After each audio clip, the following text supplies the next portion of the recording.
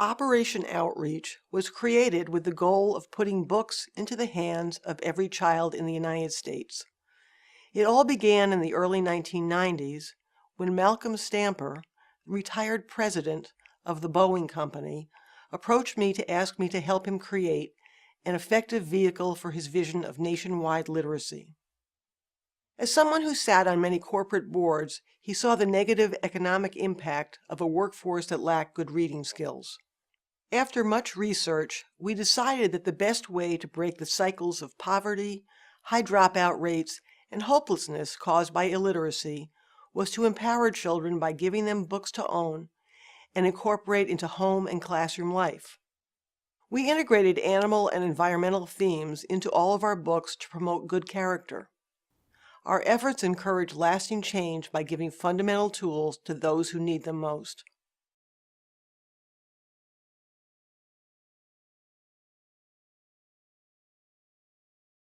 We currently reach about 70,000 children each year, and that's only a drop in the bucket.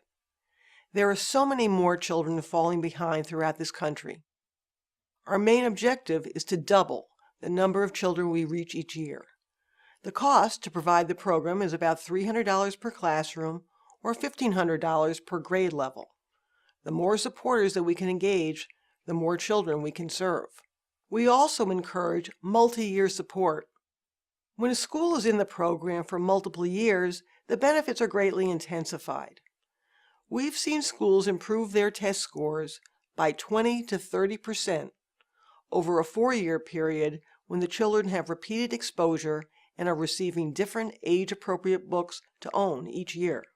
Additional resources would allow us to add new titles and teaching materials, ensuring that the books that we publish have the most relevant content, are culturally diverse, and appeal to our targeted audiences.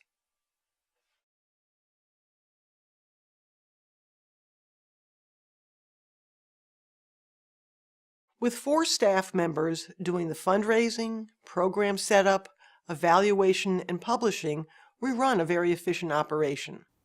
Our ratio of administrative expenditures to program expenses is very low. Second is service. We do what we say we're going to do and in a timely fashion, and we gladly accommodate special requests to tailor the program to meet these needs. Our donors want recognition for their support. The book plates that each child receives to place in their books highlight the sponsor so that children and parents know who gave them this gift and can recognize them for their generosity. Perhaps the most important leverage point is that we're addressing an important need. Any child who is motivated to read more is a success story. Last year, a 3rd grader from Dayton, Ohio, called us. He excitedly told me his favorite book was Nigel, and he wanted to get a message to the author. He asked, "Is she writing a sequel?"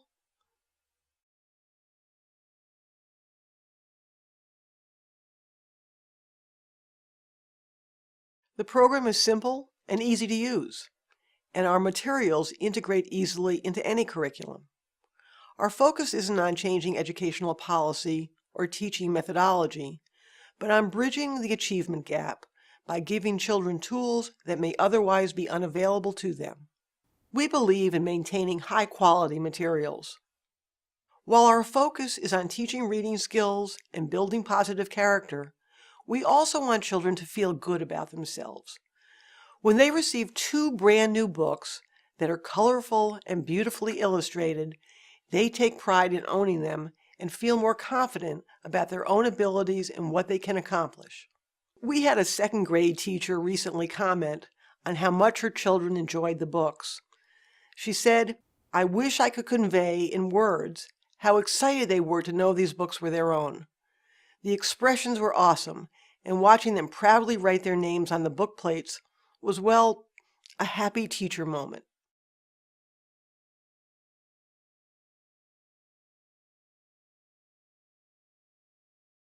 We asked teachers to complete an online survey to tell us about their experiences with the program. We use this information to quantify data on the readability and age appropriateness of the books and to look at changes in vocabulary usage, writing skill development, comprehension, and retention.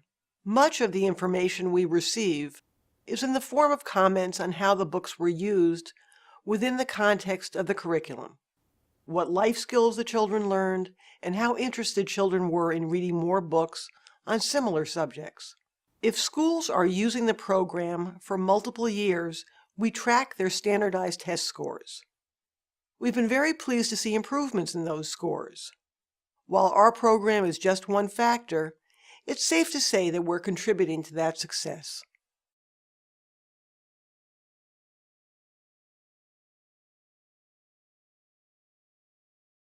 People are amazed when they find out that we don't have offices all over the country, and that 4 people run the whole program from our headquarters in Holliston, Massachusetts.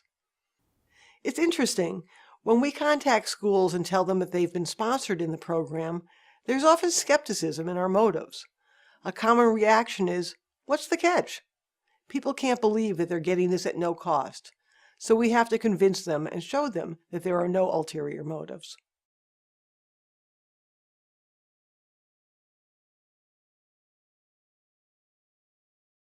We're very proud of the number of children who've received the program, which is more than 1.1 million. That's more than 2.2 million books that have been distributed at no cost to students, schools, or families. The achievement gap between rich and poor students continues to grow, so the need for more resources to level the playing field has never been greater. Over and over again, we hear from teachers how hungry they are for books for their children. Several years ago, we were awarded one of the first Live, Learn, and Thrive grants from Procter & Gamble. This is a program that recognizes the work of organizations that are helping children in underserved populations around the world to be healthier, better educated, and happier. It was a real honor to receive that.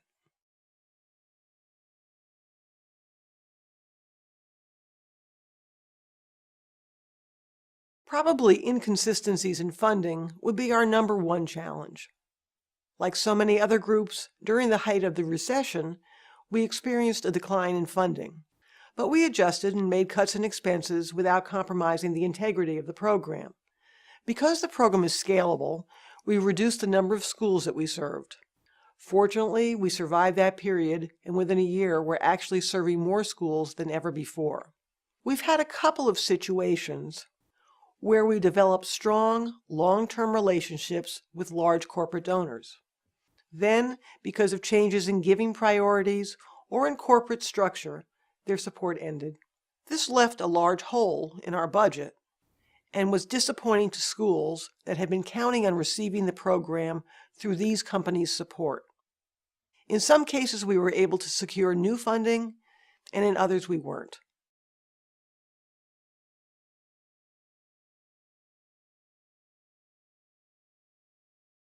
The number one thing we do with additional funding is reach more children. If there were no geographic restriction on the resources, we'd target certain school systems where we have developed a relationship so that we could expand coverage to more schools. This would allow the school system to make the Operation Outreach program an integral piece of the overall curriculum. We could see this working well in cities like Cincinnati, Atlanta, and Worcester, Massachusetts. This would make evaluating the program's effectiveness much easier and thorough. Second, more resources would allow us to publish more titles, giving the schools a broader selection to choose from. Right now, each child receives 2 books each year. If we had the resources, we'd love to increase that number. And additional resources would allow us to add specialized staff members to focus on curriculum design and evaluation, as well as on teacher training.